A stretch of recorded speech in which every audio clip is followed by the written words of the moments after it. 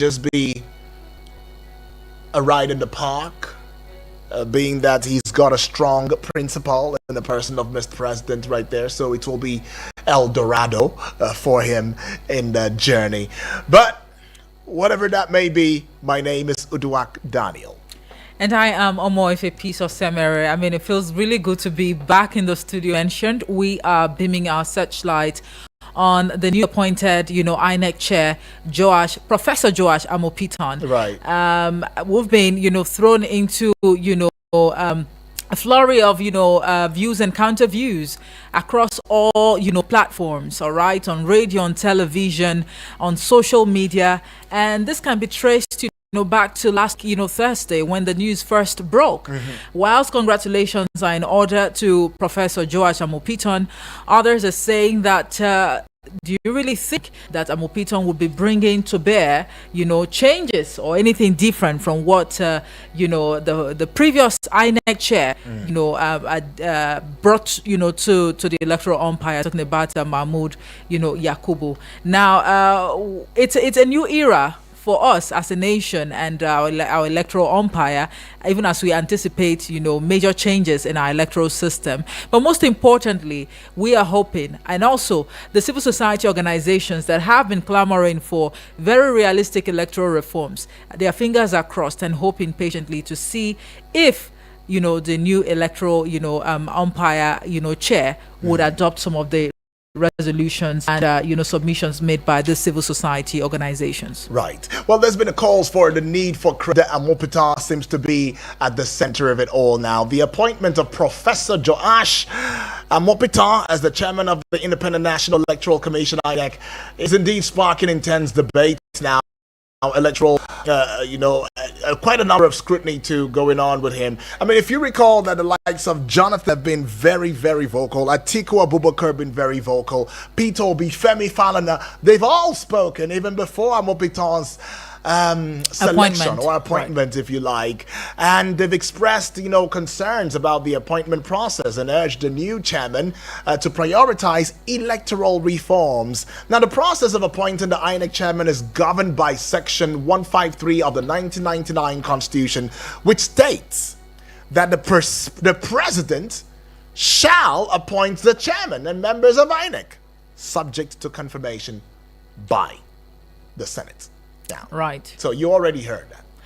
Absolutely. And now we see the Socio-Economic Rights and Accountability Project, SERAP, urging Amupitan to prioritize ending impunity for electoral offences, emphasizing that past failures to prosecute such cases have undermined public confidence in the electoral process.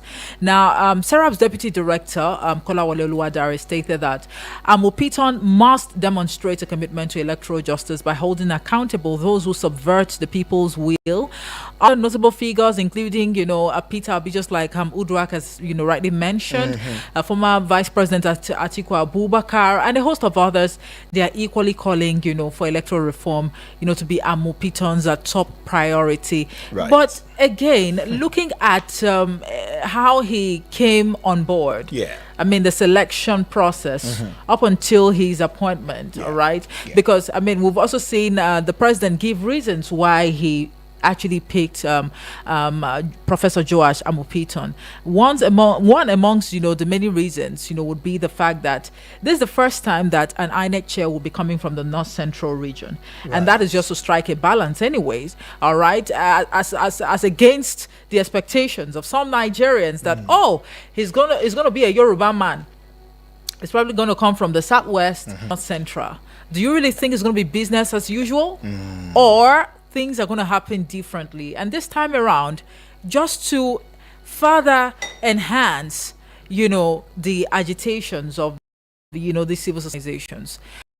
Well, I think it's across because I just to urge chair. Right, there's going to be a yes, INEC chair, but then there are 12, there are 12 things that are expected of him. I mean, potential hurdles that Professor Joash Amupitan, who happens to be the new chairman of the Independent National Electoral Commission, may face. One of such would be restoring public trust. Another will be ensuring electoral reforms. Another would be improving technological integrity. All right. Well, managing political pressure is another. I think the pressure has already started. It started already. All right. They say to whom much is given, much is expected, right? Honestly. And of course, increasing voter turnout. Let's see if the presence of Amupitan would actually change the narrative. Right. All right. Because over the years, people will tell you that they are skeptical, going out to cast their vote. Say, oh, because the electoral umpire is being manned by someone who was appointed by the president, and for that reason, our vote will not count. But let's see if that narrative will change. And then addressing funding challenges. Yes, funding challenges. And also strengthening institutional independence. Right. How independent do you think the electoral umpire would be big question. under, Professor Joash Amupitan? Right. And then also improving electoral offenses. Yeah. I mean, if we have electoral, offenders, they should be prosecuted. The penalties should be very strict, just to discourage people from indulging in all of these electoral malpractices, right, and offenses that we've been exposed to over the years. How about transparency and accountability too? I think they should even top the list, honestly. Indeed, that should top the list. Enhancing and ensuring very decisively transparency and accountability. Yeah. Right. And of course, you also want to consider the place of managing stakeholders' expectations, right? And addressing youth disillusionment. I mean, many youth, young Nigerians are disillusioned with the electoral process, and Amupitan must find ways to engage them and increase their participation. And finally, meeting international standards. I mean, INEC must meet international standards for elections. And Amupitan, you must work to ensure the Nigerians' electoral process is credible and transparent. But two things that meets the eye. Number one would be the place of accountability and transparency. And the number two would be the independence of the electoral body in itself. Right. We have our guest already, Mr. Benedict Olaleko Agunloye. He's an information professional, policy and public affairs analyst. Welcome aboard, Sir Ben. Good morning. Good morning to you. It's been a while, Sir Ben. Yes. Awesome. But good to hear from you this morning, though. Sir Ben, how do you feel? I mean, whilst we've not been in conversation, there's been so much going on within the political space. And one of such would be the appointment of Professor Joash Amupitan and as the INEC chair. Chairman. Yes. Well, how does it hit you? How does it hit you? Well, for me, appointing is the responsibility of some people, and they have no choice but to do that. Then what happens in office is the responsibility of the appointee, and not that of the fellow who had appointed him or her. Okay. Now, I think that there is so much talk about the person of the INEC chair, but the practical reality is that the INEC chair is not going to appoint the commissioners. He can also not sack the directors that he met and bring in the new ones. So to a large extent, his job is more of providing leadership. But these people or the team that he's going to lead has not been constituted or employed or put in place by him. So I think that when people put so much on talking about the person of the INEC chairman without necessarily looking at the structure or the system that you have brought him in to manage, I think for me, it leaves a lot undone. And it doesn't matter who he is or what we know about him or his capacity or where he comes from or how he has been appointed or his leanings. If those who are going to support him that have been appointed before him do not do their job, we may not get far from where we are. However, if the structure that is already in place can be properly evaluated, and we can look at the individuals manning the structures and put our searchlight on them so that we know who is working, who is not working, who are the contractors bringing in the beavers and the other tools. What are the tools currently in place that are not fit for purpose, that needed to be changed?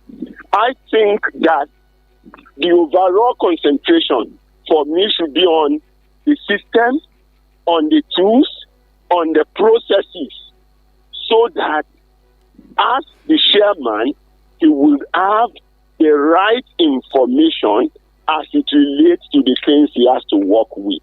If you are going to expect him to personally audit in terms of character, morals, and competence all the 36 resident electoral commissioners in the state, and maybe all those that are in the center, and the directors and the deputy directors, if he is going to do that job alone, he possibly won't finish before the next election. Okay. But if the populace, the civil society, the press will help him in bringing out detailed analysis and point out the errors and the issues that are on ground that need fixing, so that his will just be to aggregate and take decision that will necessitate the fixing. Then we can hope for things to get better. But if we leave him alone as one person to do all the job, then let us expect that the future will not be better than the past. Okay, Mr. Benedict, thank you very much, once again for joining us on that submission. Now, you said something about the press, the media, having very, bold conversations that would actually help the new INEC chair navigate, his new office, right? However, criticisms are most of the time not taken in good faith. And the number of Nigerians, their expectations are quite high, especially looking at the track records of, past or previous INEC chairmen that have actually, led and even, managed the electoral umpire. Some have questioned the independence of the electoral umpire. And at this point in time, there are calls for the electoral, umpire under Professor Joash Amupitan to ensure that it is a political and, it operates independently and also effectively in such a way that, the tide will change for Nigeria's electoral history. I mean, how possible is that? Looking at, the track records and antecedents of Professor Joash Amupitan. Yeah, looking at all that you have to say, that you have said, I will be looking at it from this point of view, right? The point of view of he has been appointed. Like I said, there is that need. What are our grounds? How did we think Yakubu dropped the ball? Where did Yakubu drop the ball, right? What can be done? So I'm not saying there should be no criticism, but the criticism should be constructive. We should be coming up with ideas. We should be coming up with solutions to say that, okay, if we have done this way, these are the failures we have with Beavers or we have with this technology, this is the delay we have in this, and the rest of that. Now, when we come to the concept of independence, even if you have the Chief Justice of the Federation, as some have suggested in the past, to determine who becomes the chair of INEC. Remember that even the Chief Justice of the Federation himself is a nominee. He was nominated or appointed in a way by the president. So if we are talking of influence, if a lot of people want to believe that judges are being influenced up to the Supreme Court, then it tells you that for those people, there is nobody that they do not hold the brief that they cannot be influenced. So if we are going to be looking at the independence of INEC, what does the law say about their money? They are on first line charge, which means they don't go through any minister or ministry to get their money appropriated. So we then need to look at how do you prepare for election in the past? What were the things that were not proper? properly done? What did we need to test that we did not test? What is the resilience of the server? What procedure or what test do we need to subject the server to? And if you are talking about people who want to vote or will not vote, I think it is not the job of INEC alone. The political parties are also there. The youth movements are there. The civil societies are there. I always tell people, as youth, even if you cannot determine who becomes the president, if you are on a campus in an environment, you can determine who becomes the local government chairman. To an extent, you can determine who becomes the councillors that represent you. But are people participating even at those levels? So the issue of participation has to be more broad, has to be more developed, and people need to be better orientation for this focus to happen. So it has to be at the level of the political parties, at the level of national orientation agency, at the level of community-based organization, at the level of the civil society. When the people are emancipated, when the people are informed, and they know what they needed to do and what their rights should be, this assumption of our vote does not count, or I don't want to register, or I don't want to vote, will not be prevalent. But as long as we review our participation and we see it as the job of some people, not the job of everyone, to ensure that we get the right result, that we get the right process in place, there will always be issues. If you ask, is INEC independent? I think that they are independent. But are they doing their job independently? I think that some people within are not doing their job independently. For instance, majority of the civil servants within INEC, the directors and who came in 20 years ago, 25 years ago, by the time we checked them, did they all apply as neutral citizens to be in that place, or they were brought in by politicians? Are they still loyal to the political lineage that brought them into the system, or are they carrying back and baggages? How do you ensure that the baggages they carry from their benefactors who put them on the job does not affect them discharging their responsibility? Now, if we don't do thorough investigation of all that, now, like I said, the INEC chairman alone cannot do all that findings. So the findings have to come from organizations outside him, but the results have to be available for the optics, and then that will guide his own personal decision-making process to ensure that the right decision and the right structure are put in place. Okay, Mr. Benedict, I know Udwak is actually itching to ask you, more questions, but very quickly, let me squeeze in this question, because from what you've said so far, it's beginning to look as though we put the bulk of the blame on, the desk of the INEC chair, and somewhat, excluding the political parties, the politicians, and the attitude of Nigerians, especially during, elections. You talk about voter apathy and, the independence of this electoral umpire. All right. Will it be intelligent to say that some Nigerians who actually had reservations with the conduct of, the former INEC chair, Professor Mahmoud Yakubu, they did that, based on sentiment, probably because they didn't like his personality or something? Because one would recall very clearly that the criticisms were mostly targeted at Professor Mahmoud Yakubu before he left office, and not necessarily the politicians or we as individuals, our attitude and how we see Nigeria as a brand. So I would like to get your assessment of how Professor Mahmoud actually steered the affairs of the electoral umpire.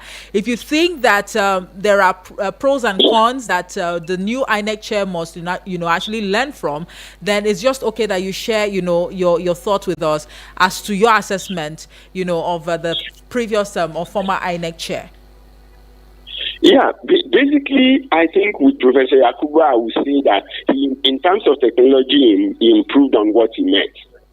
Before he came, there was possibly no law recognizing vote card reader. He came up with BVAS, which is an improved technology. IREV came up under him, and to a large extent, IREV has contributed to the transparency of the election. I've seen people who criticize the IREV in the course of the presidential election, the last presidential election, but majority of them, when you ask 2 or 3 questions, you would actually know that they don't even know what IREV is. They just hear a comment somewhere and they take it and they begin to broadcast it. So IREV, as he did, for me, was just an image portal to show results at the electoral, at the polling unit level. IREV was not doing any collation. So I would expect that the new man coming will improve on the portal, move it not just from being an image portal to a collation portal, where when these results are posted, 2 things are done. You are putting the figures into a chart, and then you are also putting the picture to show what is the backup evidence for the data that you have entered. Now, where you now have a collation portal, some of the arguments we have in the past may therefore not be holding. And until, because of some of the people who said, no, we have not seen result on IREV, or the result there is not our real result, I have personally liaised with more than 200 people, right? And in each of the cases, some of them don't even now check the IREV. We have to bring it down. Is this what you get in your polling unit? And some of them were like, yes, that's what happens in their polling unit. And then some will compare it with what they post on the Facebook. So what we are saying clearly is, in terms of technology, I think Professor Yakubu had improved on it. And like I said, some of the failures of Yakubu that people will point to were not him directly. They were the other people in INEC. He had no power of appointing them. Neither can he sack them. And that's why I said, changing the process is a collective effort. To say that, okay, you give this power to resident electoral commissioners and we think they are not doing well. This is what we think should happen at that level. And so the chairman can then begin to work upon it. But where we just put all the blame directly on the chairman, irrespective of what happens. Because when you look at our election, there are over 176,000 polling units. We have 8,809 or thereabout electoral wards. There are 360 federal constituencies. There are as much as 109 senatorial districts. People report at those levels. And so there is no way one man will be strong enough to determine what happens at all that level. Okay. But because it's at the center, and there are people on the field who are seeing these things work, we can bring in more technology as an improvement from where Professor Mahmoud stopped. For me, we can do all our elections the same day. Okay. And we can have what you call a collation portal, where the only point of entering result is going to be the polling booth.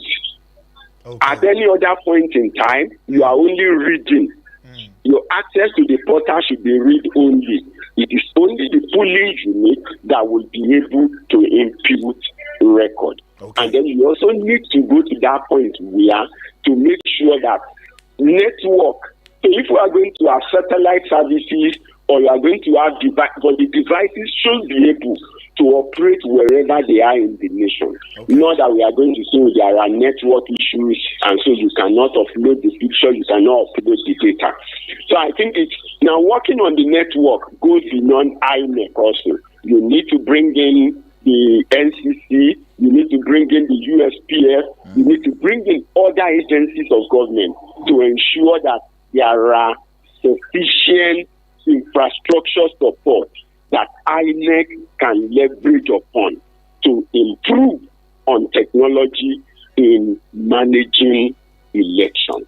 So I think that for me, we cannot call Mahmoud a total failure. No, he did some things that are unique and that are landmark. We have read from him, we have beavers from him, and he has put in a lot of his effort and energy in that system. But some directors were there before he came.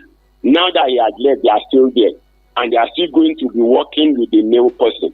So if there are things we thought the directors have not done well, beyond what Mahmoud can see, then the masses or those concerned who have noticed those things, you identify them, and we should begin to set them up as agenda or information in the public space for the new INEC chair and for the National Assembly to work on in coming up with a new electoral law. Right. Let's just quickly take this call right now. Hello, good morning. My name is how are you? Good morning to you, Bibi. I'm fine. Good morning from Monday morning meeting for Survivor Day. How are you? I greet our caller. I greet our guests. You see this topic about if our leg maybe say our this thing no good, e good though. Now they do am, now politicians they do am. If we can vote, where we they vote our polling unit, everywhere you vote. If our vote you can cast for they are now results. When they know announce at the midnight, you know why they announce our results in the midnight? Because they won't do mago, they won't do 419. Right. When like is supposed to talk, if we book with if we vote, may our results cast. Not be say people know they go vote to. People want make Nigeria change. We, me, BB Blessing, they go vote to. I want make Nigeria change. But if I want make Nigeria change, may I cast my result to there. And may they don't call us, call Barrow boss. Now we know what. We go do peaceful election. Now we work so that our Nigeria will come back again for the youth. Bye-bye. Appreciate. Let's go take this message here, and this one's coming from James from Suleja. Says, good morning, Sai, UD and FA for short. Good morning to you too, James. First things first, Amupitan is actually a Yoruba man. Isn't it convenient that a North Central appointment still somehow happens to be a Yoruba person? Question marks over the electoral body's credibility has always bothered on if they've honestly functioned independently, considering the lapses and gray areas that have been intentionally left unattended. One would expect that an INEC interested in transparency, credibility, and independence should be at the forefront of calls for electoral reforms. All right, some question there. James is putting out, but let's go to this other call. Hello, good morning. Okay, good morning, UD. Good morning, yes, Mr. Triple D. Triple D. My name is Triple D. I'm from Waru. Awesome. Talk to us, Triple. Okay, always say greetings to you all and happy new week. May our week be blessed. Thank Amen you. to that. Mr. UD, I just want you to correct me if I'm wrong somewhere because I want to learn. How can a good person or an honest someone work in an institution that has no system that is functionally in the right direction? How? The issue of Yoruba man, the issue of Hausa, the issue of Igbo man to be there in INEC office is not an issue to us. Hello, sir. Go ahead. Okay. Mr. Yusuf, just as I said, I want to be corrected. Now, how can someone that is very honest work in an institution or work in an institution that has no functional system that is honest? Hello, sir. Yes, Can you hear me? Yes, we're with you. Okay. Okay. Now, issue of INEC chairman coming from which part of the country is not Nigerian problem.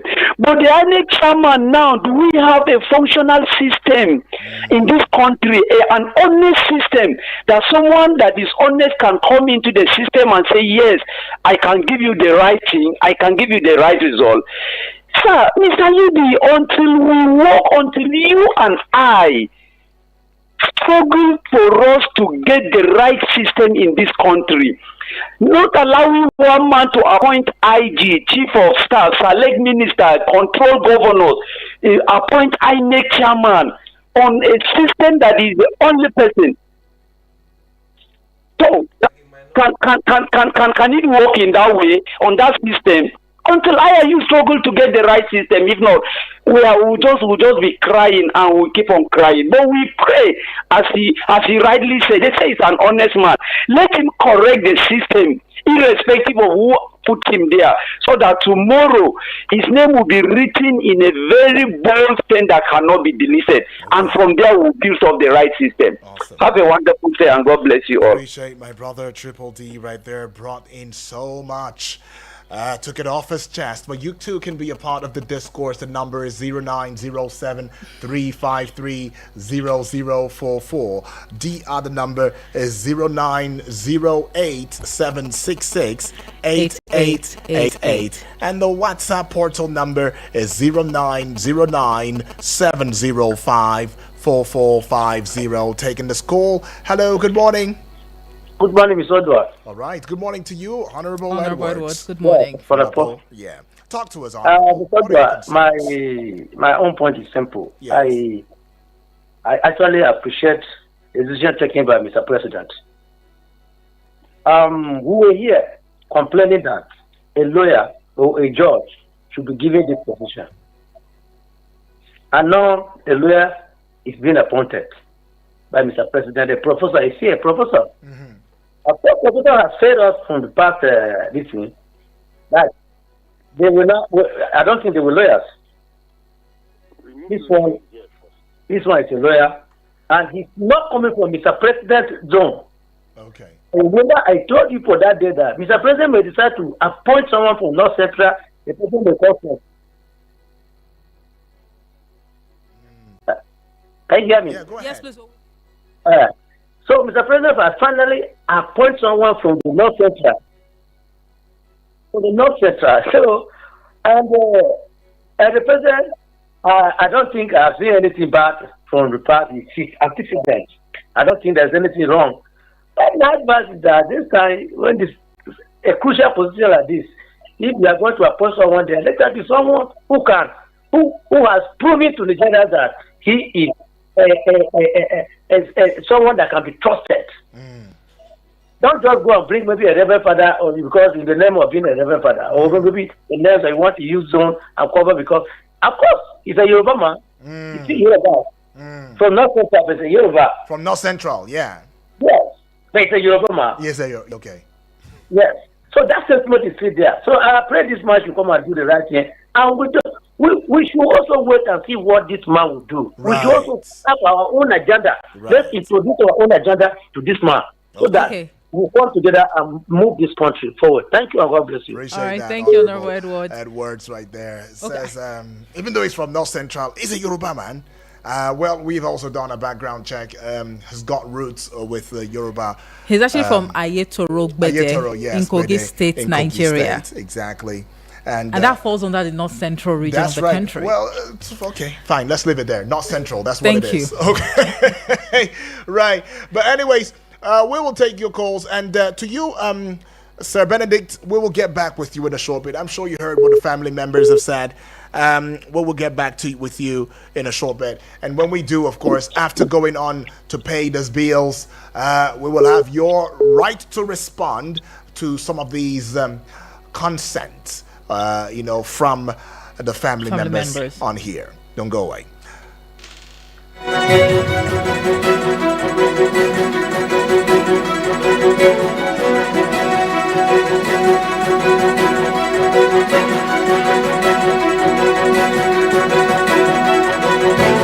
Eagles 102.3 Abuja. Eagles 102.3 Abuja.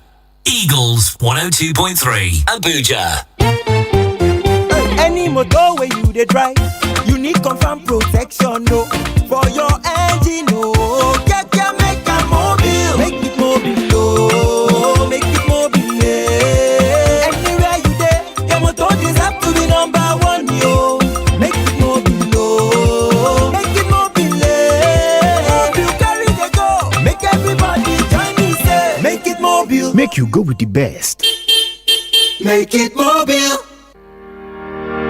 Get ready, Nigeria! The biggest cyber event for young minds is here again. It's the Nigeria Teen Cyber Festival, NG Teen Cyber Fest 4.0, happening live on Thursday, October 23rd, 2025, at the African University of Science and Technology, Galadimawa, Abuja. This year's theme is Innovate Securely, empowering young people in AI, cyber resilience, and digital leadership. It is a celebration of the World Cybersecurity Awareness Month and the unveiling of the CC Pro Cybersecurity comic book. Time is 8 a.m. prompt prompt. Don't miss a chance to learn, connect and lead in the digital world. For your school to attend, register for free. Call Linda on 081 13380604 or Zubeiru on 070 4417. Proudly brought to you by CC Pro Child Protection Initiative against cybercrime. Media partners: Eagles 102.3 FM Abuja, Municipal FM, IT Edge News Africa. See you there.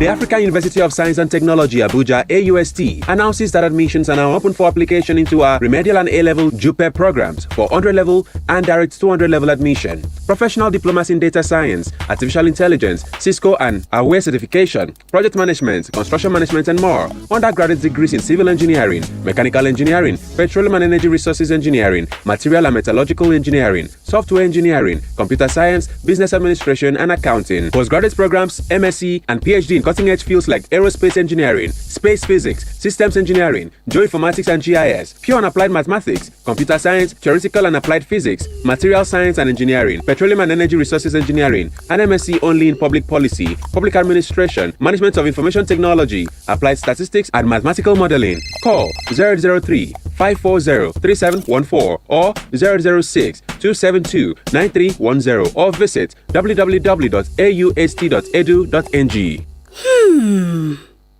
Things they happen for our community, eh? Now I can recoup back all the money I have spent on this annoying family. Hey, yeah, that woman own don't finish. My dear, let's go and greet them, okay? Hey! Join Media Coalition and Awareness to hold trafficking, MICAS, on I Wish I Knew radio drama and program every Saturday at 10 a.m. on Eagles 102.3 FM Abuja. Join us to kick human trafficking out of our society. I Wish I Knew radio drama and program is brought to you by MICAS and funded by the Ministry of Foreign Affairs of Denmark.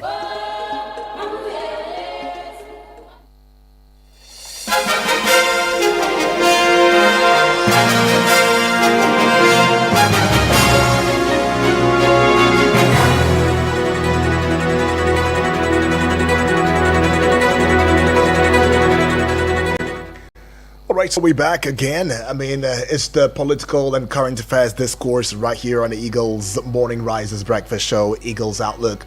And it is 44 minutes gone past the hour of 9 on the AM side. We're still looking into or putting our searchlight on Amupitan, who is from Kogi State, North Central, that is, if I'm not mistaken. Right. Is it from the Okun tribe now, or the Okun village? The Ayetoro Bede,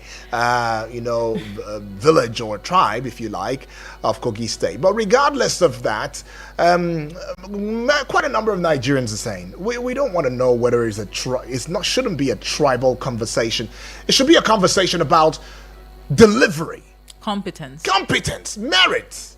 By all standards, integrity. Lovely, Omo. You have these words already, and they are really the words that Nigerians need to know that this person possesses, especially thinking and knowing that he's one who is well-read.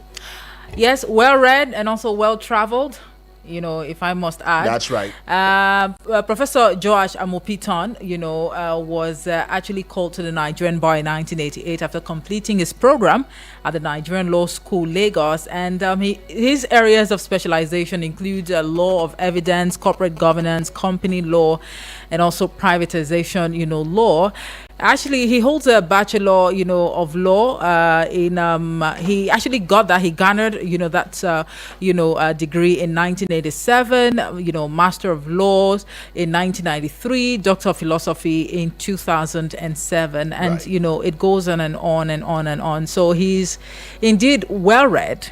And want to believe that he's equally, well experienced to steer the affairs of the electoral umpire. All right, we see this message here. This is Pontius Pilate from Malaysia. Right. It says, appointing INEC chairman for the North Central is not the issue of Nigeria. The issue is for all these unfit, corrupt, and bandit sponsors, political leaders to be wiped off if military are actually if the military really want to rescue Nigeria, exactly what's happening in Burkina Faso, not all these 2027 election propaganda. Okay. All right. Thank you. Well, thank you, Punctuous Pilot. We are with you, Sir B. Welcome back. So much has been said. What would be your thoughts, in view of this? Well, number one, I think for those talking about the appointments, the issue for me is straightforward. A number of times, people have been appointed from Delta states who are near. So, and the Southeast will always tell you at those points that the Southeast is not represented. We've also have an IGP who was an Igbo man from Rivers. While he was in office, while Okiro was in office, the Southeast said the Southeast has never held the position of the IGP. Right. So I think the issue of regions, we should let it be. Okay. Irrespective of your tribe, if you have been divided into any region, you don't have another region to go and compete for anything. So if you are taken to represent the region, I think we should, until your state or your tribe or your group is removed from that region, that is where you are from. So wherever anybody has been taken from North Central, for me, North Central is North Central. Okay. Awesome. So whether he's a Yoruba man from Kogi or an Igbo man from Kogi, he's from Kogi State and Kogi is in North Central. State. Okay. I think that should settle that for everybody. Thank you. Yeah. All right. So we should talk more on the issue of his competence, and I think that up till now, nobody is saying he is not qualified to have been appointed. Nobody has been able to link him to being the card-carrying member of any political party. Right. Now, one of the reasons in those days you have judges to head INEC is because you assume that by their job, they are fair, they are balanced, and they are apolitical. That was the idea. So if you're also still coming up with a lawyer today, I think that for a lawyer who is not a politician, he should have a fair enough mind of the law to be able to interpret and take decisions appropriately. Now, you also need to know that there are people who have their vested interest. And when an appointment or a decision does not seem to represent their vested interest, they think that it is the right thing to do is to condemn it. Right. We did know that this same Mahmoud that we possibly are condemning to high heaven, when he disqualified APC in Rivers in 2019, people said justice has been served. When by court decision, he also said Zamfara, APC had no candidate in Zamfara in 2019 election also. Heaven did not fall. And even though they went to court and they were permitted to contest the election, all the election victory ended up being reversed and transferred to PDP long after that the election was over. Right. And the basis for that was INEC decision that says that the primaries of the APC in Zamfara was wrongly done. So I think that people should go away from the primordial sentiment and let's look at what do we do to build our institution. Now, if you like, appoint a wrong person to a strong institution. When he did, now I read. Now build up to the 2002 election. I think in the Conservative Party, he was leader than the Conservative Party. He was raised by the rules and the dictates of the system. Right. But where the system or the people in the system are not right, changing concept, like I said, there is collective support to say that, look, these are the changes. To say that, look, these are the changes that are required in the processes and in an electoral act that will take care of some of the lapses